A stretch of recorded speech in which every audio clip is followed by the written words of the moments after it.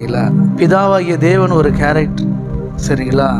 கர்த்தராகிய இயேசு கிறிஸ்து ஒரு கேரக்டர், அடுத்து பரிசுத்த ஆவியானவர் ஒரு கேரக்டர், அடுத்து நீங்களும் நானும் தான். மனுஷன் ஒரு கேரக்டர். தேவதூதர்கள்லாம் கிடையாது, அவங்களுக்கெல்லாம் அதில் பங்கு கிடையாது.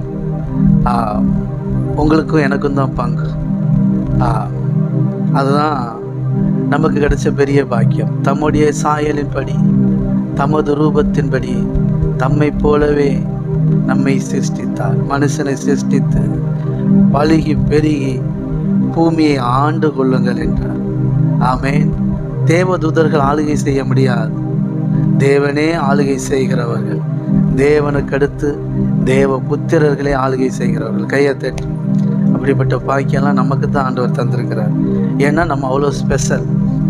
மனுஷன் அவ்வளோ ஸ்பெஷல் அவருக்கு. ஆமேன். அந்த அன்பின் ஆழம் அகலம் உயரம் நீளம் அறிந்து அவரோடு கூட அன்போடு வாழ்வதற்கு தான் அழைக்கப்பட்டிருக்கிறோம். சரிங்களா? அப்படி ஒரு பெரிய திட்டம் நம்ம மேலே இருக்கு பாரு. உங்கள் அழைப்பை தெரிஞ்சுக்கணும். மனுஷன்னா யார்?